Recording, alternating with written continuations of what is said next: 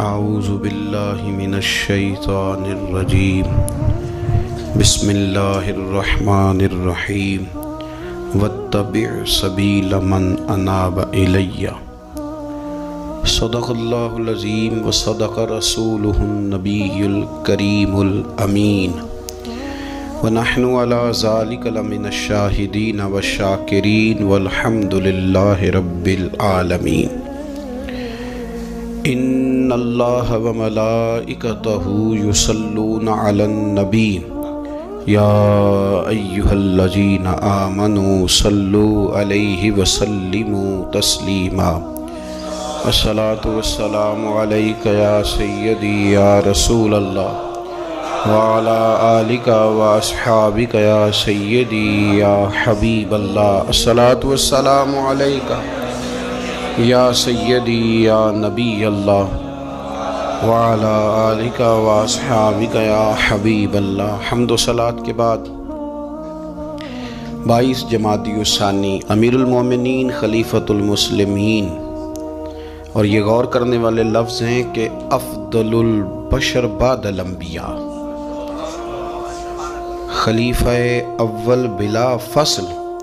حضرت سیدنا ابو بکر صدیق رضی اللہ تعالیٰ عنہ کا یوم وصال ہے۔ دنیا کے اندر کچھ لوگ ایسے ہوتے ہیں جو ہر معاملے میں قائد اور لیڈر ہوتے ہیں، جن کا درجہ ہمیشہ امامت کا رہتا ہے، جو لوگ دنیا کے اندر ہمیشہ مقتدا اور پیشوا کی حیثیت سے جانے اور پہچانے جاتے ہیں۔ اور دو قسم کی دنیا کے اندر قیادتیں ہوتی ہیں، ایک قیادت ہوتی ہے سیاسی، انقلابی، ملی، قومی، ایک قیادت ہوتی ہے روحانی، ایک قیادت ہوتی ہے فکری، ایک قیادت ہوتی ہے اس طرح کی کہ بندہ کچھ کر جائے اور لوگ اس کے پیچھے پیچھے چلیں تو ان کی تربیت ہوتی رہے، وہ یقین کامل کی دولت بانٹتا رہے، اس کو دیکھنے والے، پڑھنے والے، سننے والے جب بھی اس کے قریب جائیں ان کے اندر کو ذوق ہی بیدار ہو، جب بھی اس کو سنیں، اس کو دیکھیں تو ان کی طبیعت میں کوئی نیا نکھار ہی پیدا ہو۔ حضرت ابو بکر صدیق رضی اللہ تعالیٰ عنہ کی قیادت کا عجیب رنگ ہے کہ اگر ملی، قومی، عالمی قیادت والے ان کے پیچھے چلیں گے تو انہیں بھی بڑی خیرات ملے گی۔ وہ دلیر لیڈر، وہ دلیر رہنما کہ جنہوں نے منکرین زکوٰۃ کے معاملے میں اور عقیدہ ختم نبوت کے تحفظ کے لیے یہاں تک اعلان کر دیا کہ بھئی یہ کام میں ضرور کروں گا، چاہے میں مدینہ شریف میں اکیلا رہ جاؤں مدینہ منورہ میں، اور جنگل کے درندے آ کے میری بوٹیاں نوچ کے لے جائیں، تو پھر بھی قیادت چونکہ میرے ذمے ہے تو میں سب کچھ قربان کر کے بھی دین متین کا تحفظ کروں گا۔ یہ ہے ان کی وہ قیادت جس کے پیچھے پھر لوگ چلے۔ لیکن ایک تو یہ تاریخ ہے کہ ایک مضبوط اعصاب والے قائد، اور ایک تاریخ یہ ہے بڑے بڑے لوگوں کو دنیا میں وفادار کہا گیا، بڑے بڑے لوگوں کو عاشق کہا گیا، بڑے بڑے لوگوں کو کہا گیا کہ یہ فنا ہے اپنے محبوب کی محبت میں، بڑے بڑے لوگوں کو کہا گیا کہ ان سے بڑھ کے ادب والا کوئی نہیں۔ لیکن تاریخ لکھنے والے اور قوموں کے حالات قلم بند کرنے والے اور لوگوں کو ادب کا، عشق کا، وفا کا پیغام دینے والے جب بھی قلم اٹھاتے ہیں اور وفا کی وہ حد تک جانے لگتے ہیں تو انہیں سب سے پہلے جو نام نظر آتا ہے وہ حضرت ابو بکر صدیق کا ہے۔ وفا بھی ختم ہے، ادب بھی ختم ہے،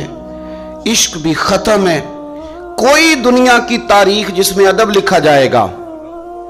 وہ محتاج رہے گی کہ اسے خیرات صرف حضرت صدیق اکبر کے دروازے سے ملے گی۔ وفاداری ہو، ادب ہو، عشق ہو، جانثاری ہو۔ یہ لوگ بڑا کچھ دیکھ داکھ کے چلتے ہیں، لیکن اقبال جیسے لوگ کہنے لگے جس بندے نے ختم کر دی ہے بات، ختم بس کر دی کہ اس سے آگے ہماری کائنات ختم ہو جاتی ہے، بس وہ جناب صدیق اکبر کی ذات۔ انہوں نے لوگوں کو بتایا کہ ہماری دنیا شروع بھی مدینے والے محبوب کے قدموں سے ہوتی ہے اور ختم بھی مدینے والے محبوب کے قدموں میں۔ صدیق کے لیے ہے خدا کا رسول اور بس، ختم ہو گئی بات۔ تو حضرت ابو بکر صدیق رضی اللہ تعالیٰ عنہ کی زندگی کو پڑھنا، ان کے احوال کو جاننا، ادب والے لوگوں کے لیے، عشق والے لوگوں کے لیے، اتباع والے لوگوں کے لیے، سید عالم میرے پیارے حبیب صلی اللہ علیہ وسلم کے نقش قدم چلنے والے لوگوں کے لیے بڑا ہی ضروری ہے۔ وہ جتنی دیر تک حضرت صدیق اکبر رضی اللہ تعالیٰ عنہ کو پڑھیں گے نہیں، سمجھیں گے نہیں، اتنی دیر تک پتہ نہیں چلے گا کہ حضور کا ادب کیسے کرنا ہے، حضور کی اتباع کیسے کرنی اور محبوب سے محبت کیسے کرنی۔ یہ ضروری کام ہے۔ قرآن مجید فرقان حمید میں اللہ کریم نے ارشاد فرمایا، سورہ لقمان کے اندر فرمایا وَاتَّبِعْ سَبِيلَ مَنْ أَنَابَ إِلَيَّ، فرمایا کہ اس کے رستے پہ چلو، اس کی راہ پہ چلو جو میری طرف رجوع لایا ہے، جس نے میری طرف رجوع کیا اس کے پیچھے چلو۔ علامہ سید محمود آلوسی رحمۃ اللہ علیہ صاحب تفسیر روح المعانی فرماتے ہیں کہ یہ آیت تب نازل ہوئی تھی جب جناب صدیق اکبر نے کلمہ پڑھا تھا۔ آدمی جس لیول کا ہوتا ہے اس کی دوستیاں بھی اسی طرح کی ہوتی ہیں، اور جب کوئی بڑا آدمی کسی دینی، اسلامی، روحانی زندگی کو اپناتا ہے تو اس کے پیچھے چلنے والے بھی وہ زندگی اپنا لیتے ہیں۔ اسی لیے کہا گیا کہ لوگ اپنے سرداروں کے مذہب پہ ہوتے ہیں۔ حضرت سیدنا ابو بکر صدیق رضی اللہ تعالیٰ عنہ نے کلمہ پڑھا تو صاحب تفسیر روح المعانی ارشاد فرماتے ہیں کہ یہ بڑے گہرے دوست تھے حضرت ابو بکر صدیق کے، جو تاجر تھے نا بڑے بڑے مکے کے، چونکہ جناب صدیق اکبر بھی تاجر تھے۔ جو تاجر سارے دوست تھے حضرت صدیق اکبر کے، کون کون؟ حضرت سیدنا عبد الرحمن ابن عوف رضی اللہ تعالیٰ عنہ، حضرت عثمان غنی رضی اللہ تعالیٰ عنہ، حضرت زبیر بن عوام رضی اللہ تعالیٰ عنہ، حضرت طلحہ بن عبید اللہ رضی اللہ تعالیٰ عنہ۔ یہ سارے لوگ حضرت صدیق اکبر رضی اللہ تعالیٰ عنہ کے دوست تھے۔ حضرت سعید بن زید رضی اللہ تعالیٰ عنہ، یہ سارے لوگ تاجر تھے۔ تو جب پتہ چلا نا کہ ایک بڑے تاجر نے، حضرت ابو بکر صدیق رضی اللہ تعالیٰ عنہ نے کلمہ پڑھ لیا ہے، تو یہ خبر جنگل کی آگ کی طرح پھیل گئی، ہر آدمی تک بات پہنچ گئی، ہر شخص نے اس بات کو سن لیا۔ اب وہ سارے لوگ تصدیق کرنے کے لیے کہ یار بڑا سیانہ بندہ ہے، بڑا سمجھدار آدمی ہے، تاجروں میں اس کا بڑا نام ہے، کاروباری لوگ اسے بڑے قریب سے جانتے ہیں، تو وہ تصدیق کرنے کے لیے سارے لوگ جناب صدیق اکبر کے پاس آئے۔ حضرت صدیق اکبر سے تصدیق اس طرح کی سنی، اس طرح کی تصدیق سنی، اس طرح کی تصدیق سنی کہ پھر سارے ہی مدینے والے محبوب کا کلمہ پڑھ گئے، حضور کا کلمہ پڑھ گئے، بس تصدیق کرنے آئے، تصدیق کرنے آئے حضور سے۔ اور نبی پاک صلی اللہ تعالیٰ تیریاں ویکھ کے اداواں تے میں مرید ہی ہو گئی۔ پھر وہ سارے حضور سید عالم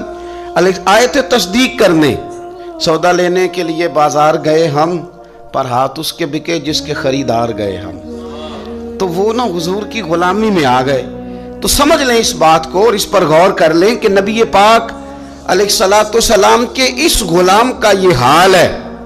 کہ یہ کلمہ پڑھیں تو مکے کے بڑے بڑے تاجروں میں انقلاب برپا کر دیں۔ اتنا اثر ہوا باقی لوگوں پہ کہ وہ تصدیق کرنے آئے تھے، تصدیق کرنے، اور ایسی تصدیق انہوں نے کی، ایسی تصدیق کی کہ پھر ساری زندگی مدینے والے محبوب کے گن گا کے گزار دی، ساری زندگی حضور سید عالم صلی اللہ علیہ وسلم۔ حضرت ابو بکر صدیق رضی اللہ تعالیٰ عنہ نے اپنی مقدس زندگی کے اندر نبی کریم صلی اللہ علیہ وسلم کی بارگاہ میں وقت گزارا۔ آپ مختلف مقامات پر قرآن مجید کو دیکھیں گے تو حضرت صدیق اکبر رضی اللہ تعالیٰ عنہ کی مختلف شانیں آپ کو قرآن حکیم میں نظر آئیں گی۔ اللہ کریم نے قرآن مجید میں ارشاد فرمایا سورہ بقرہ میں کہ الذین ينفقون اموالهم باللیل والنہار سرا وعلانیہ، فرمایا کچھ لوگ ایسے ہیں جو اللہ کے راستے میں خرچ کرتے ہیں، اعلانیہ بھی اور چھپا کر بھی۔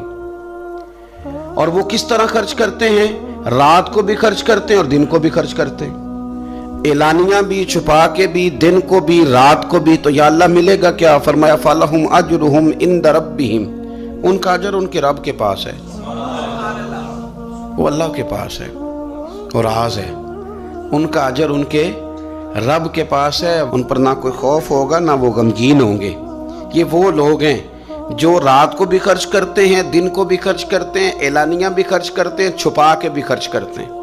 تفسیر روح المعانی ہی کو آپ دیکھ لیں تو علامہ سید محمود علوسی اندلسی رحمۃ اللہ علیہ فرماتے ہیں کہ حضرت صدیق اکبر کا ایک دفعہ خرچ تو ہمیشہ کرتے رہتے تھے، ایک دفعہ ارادہ بن گیا، اس آیت کے شان نزول میں لکھتے ہیں ایک دفعہ ارادہ بن گیا کہ میں نے 40,000 دینار خرچ کرنے اللہ کی بارگاہ، اور کرنے اس طرح ہے کہ دن کو بھی خرچ کرنے، اور اگر کوئی آدمی رات کو لینا چاہے تو اسے یہ نہ محسوس ہو کہ یہ تو صرف اجالے میں دینے والے ہیں، اگر کوئی رات کی تنہائی میں لینے آئے گا تو اسے بھی دیں گے، خرچ کریں گے اللہ کے رستے میں۔ اور 10,000 دینار، 40,000 کل دینے تھے، 10 خرچ کیے دن کو، 10 خرچ کیے رات کو، 10 اس وقت خرچ کیے جب ساری دنیا، اعلان ہوتا ہے نا چندے کا تو سارے دے رہے ہوتے ہیں، 10 اس وقت خرچ کر دیا 10,000 دینار، اور پھر 10 چھپا کے خرچ کیا، 10 چھپا کے بھی خرچ کیا، یعنی اس وقت بیچ مجمع کے بھی دینا بعض اوقات بہتر ہوتا ہے کہ دوسروں کو بھی رغبت ہوتی ہے، کیونکہ ایک بندہ اگر کہیں خرچ کرتا ہے تو پھر دوسرے بھی دیکھ کے خرچ کرتے ہیں، تو جب سب دے رہے تھے تب بھی دیا، اور جب کوئی نہیں دے رہا تھا تو تب بھی دیا، اور دن کو بھی دیا اور رات کو بھی دیا، تو رب کریم نے پھر اس کا ذکر قرآن مجید میں فرما دیا۔ تو حضرت ابو بکر صدیق رضی اللہ تعالیٰ عنہ کی حیات مبارکہ کو آپ پڑھیں، اس پر آپ غور کریں، ایک مقام نہیں درجنوں مقامات آپ کو ایسے ملیں گے۔ اسی طرح امام فخر الدین رازی رحمۃ اللہ علیہ تفسیر کبیر میں فرماتے ہیں کہ یہ جو آیت ہے نا، ان الذین قالوا ربنا اللہ ثم استقاموا تتنزل علیہم الملائکہ، بے شک وہ لوگ جنہوں نے کہا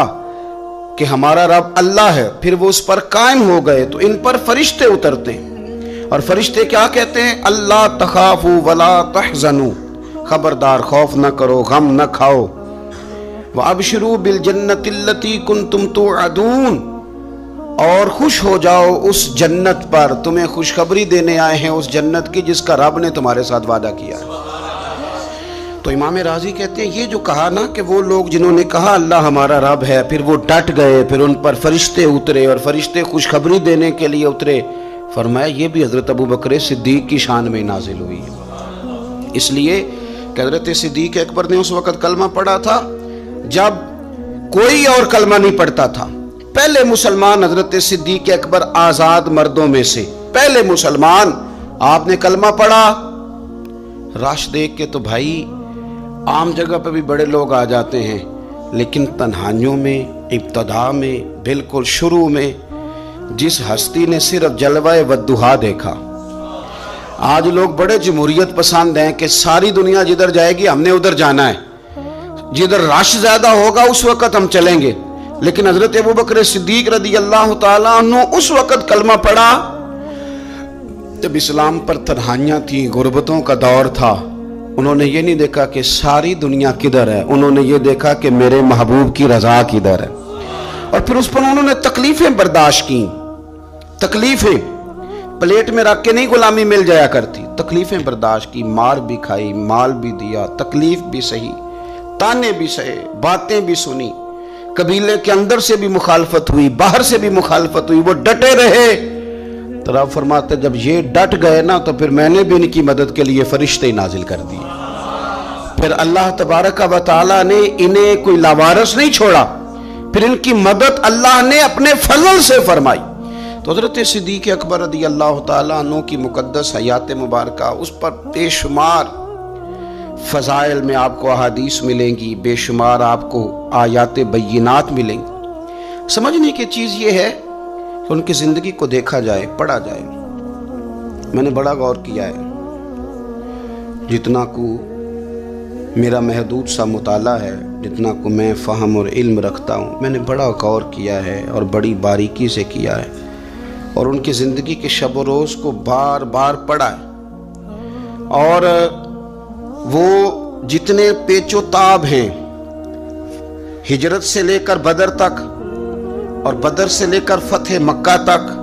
ہر میدان، ہر جگہ، ہر کوچہ، ہر نگر، تو ایک ہی بات سمجھ میں آئی ہے کہ جس طرح پروانہ چراغ کے گرد گھوم کے زندگی گزار دیتا ہے،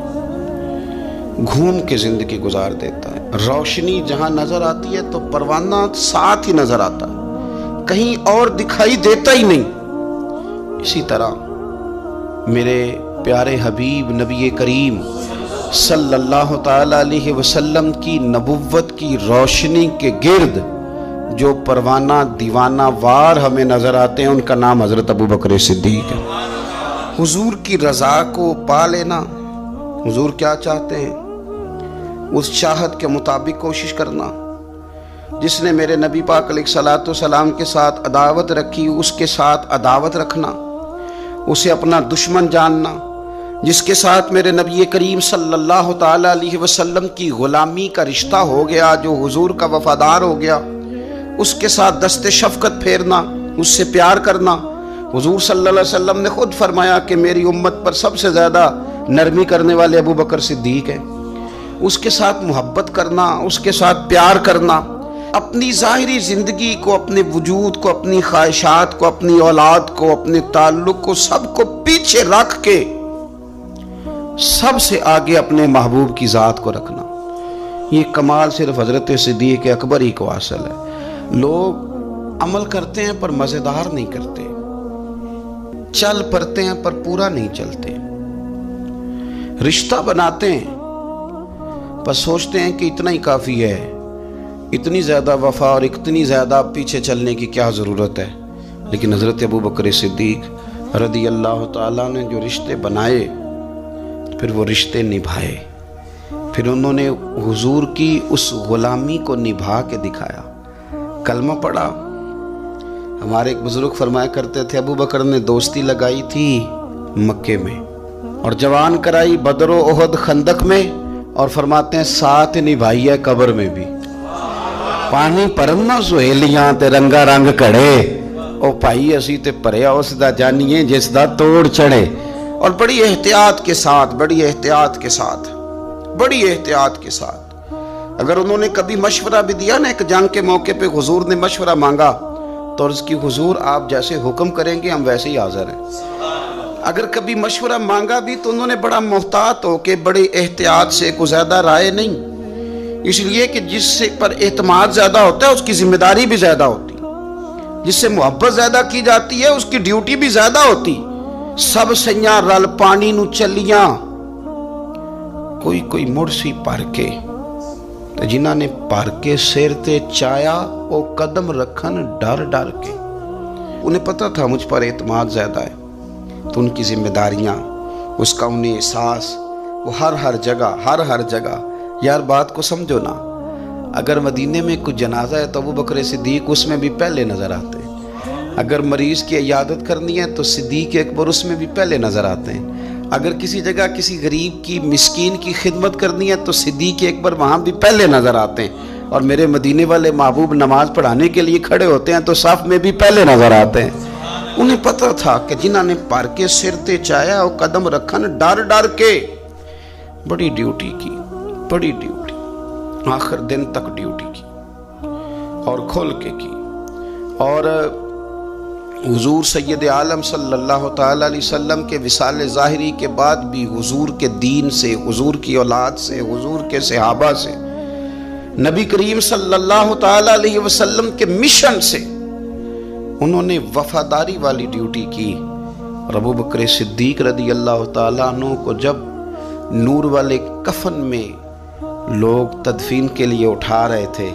اور جب ان کی اس وصیت پر عمل کیا جا رہا تھا کہ مجھے نا فوراً نہ میری قبر کھودنا حضور کے ساتھ، پہلے پوچھ لینا، پہلے گواہی لے لینا، پہلے او لے سجنا اساں توڑ نہیں پائی، اساں جان دیتی راہ تیرے۔ حضرت ابوبکر صدیق رضی اللہ تعالیٰ عنہ نے اپنی زندگی وفاداری والی گزاری۔ دعا کریں ہم نے بھی جہاں لگائی ہے نا ہماری نبھ جائے، ہمارا نہ کسی جگہ کوئی ایسا معاملہ نہ بن جائے، ہم نہ نبھانے کے قابل ہو جائیں، کچھ ایسا نہ ہو جائے کہ جس میں معاملہ تکلیف والا ہو، ہم نہ طے کر جائیں۔ بڑی بڑی آندھیاں آتی ہیں، بڑے بڑے طوفان اٹھتے ہیں، بڑے بڑے دھوپ چھاؤں کے معاملات ہوتے ہیں۔ دعا کرو کہ جہاں جہاں ہم پر اعتماد کیا جاتا ہے، پیار کیا جاتا ہے، ہم اسے نبھا سکیں۔ میرے رسول کریم صلی اللہ تعالیٰ علیہ وآلہ وسلم کے اس غلام نے ڈیوٹی اس ترتیب سے دی کہ مشکات میں حدیث ہے، ذرا انداز دیکھیے گا اس روایت کا، ان کی نیکیاں کس طرح گنی جائیں۔ یعنی حضرت ابو بکر صدیق رضی اللہ تعالیٰ عنہ کی عظمت شروع کہاں سے کی جائے، اس عظمت کے لیے عنوان کہاں باندھا جائے، ان کی زندگی کا کون سا پہلو ہے جس کا تذکرہ چھیڑا جائے اور ان کی وفا کا ذکر کیا جائے، ان کی اتباع کا ذکر کیا جائے، ان کی غلامی کا ذکر کیا جائے، ان کے فنا فی الرسول صلی اللہ علیہ وسلم ہونے کا ذکر کیا جائے، کہاں سے بات شروع کی جائے۔ میں نے تفسیر روح البیان دیکھ رہا تھا، یعنی کچھ باتیں ایسی ہیں کہ یہ موقع نہیں تھا یار، یہاں یہ والی باتیں تو نہیں نہ ہوتی۔ یعنی اماں جب لاڈ سے پتر سے بات کرتی ہے تو روٹین میں کرتی ہے نا، گھر میں بیٹھے کتنا پیارا ہے میرا بیٹا، میرا پتر بڑا بیبا ہے، وہ گھر میں لاڈ سے بات کرتی ہے۔ جب وہ سفر پہ انسان جا رہا ہو یا کوئی ایمرجنسی حالات ہوں تو اس موقع پر لاڈ کی باتیں نہیں ہوتی، اس موقع پر بڑی میٹھی، بڑی شستہ، بڑی الگ تھلگ باتیں نہیں ہوتی۔ علامہ اسماعیل حقی رحمۃ اللہ علیہ تفسیر روح البیان کے اندر فرماتے ہیں کہ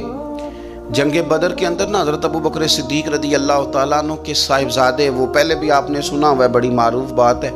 کہ وہ کافروں کی طرف سے آئے تھے لڑنے کے لیے، ابھی کلمہ نہیں پڑھتے تھے، بعد میں اللہ نے توفیق دی وہ بھی مسلمان ہو گئے۔ وہ کافروں کی طرف سے جب آئے انہوں نے للکارا انہوں نے، تو حضرت صدیق اکبر نے نا جلدی سے تلوار اٹھائی اور اٹھنے لگے، کہا یا رسول اللہ مجھے اجازت دے میں اس کی گردن کاٹ کے لاؤں۔ تو حضور نے فرمایا ابو بکر آپ بیٹھ جائیے۔ حضور وہ للکار رہے ہیں، اس طرح والد کو غصہ زیادہ نہیں ہوتا بچے کی کسی غلطی پر، تو کہا حضور میں نے جانا ہے، ابھی اس کی گردن کاٹ کے لاتا ہوں۔ فرمایا ابو بکر بیٹھ جائیے۔ حضرت صدیق اکبر کی طبیعت کے اندر جب حضور نے وہ جلال دیکھا اور خیال دیکھا کہ اب تو یہ جانا ہی چاہ رہے ہیں، تو حضور نے پھر کیا انداز اختیار کیا، نبی کریم علیہ السلام نے فرمایا ابو بکر بیٹھ جا، تیری ابھی بڑی ضرورت ہے۔ فرمایا تیری وجہ سے ابھی ہم نے بڑے نفع اٹھانے۔ اور پھر حضور نے فرمایا ابو بکر جس طرح میرے لیے میری آنکھیں اور میرے کان ہیں نا، جس طرح میرے لیے میری آنکھیں اور میرے کان ہیں، اسی طرح ابو بکر تو بھی میرے لیے یہی حیثیت رکھتا ہے۔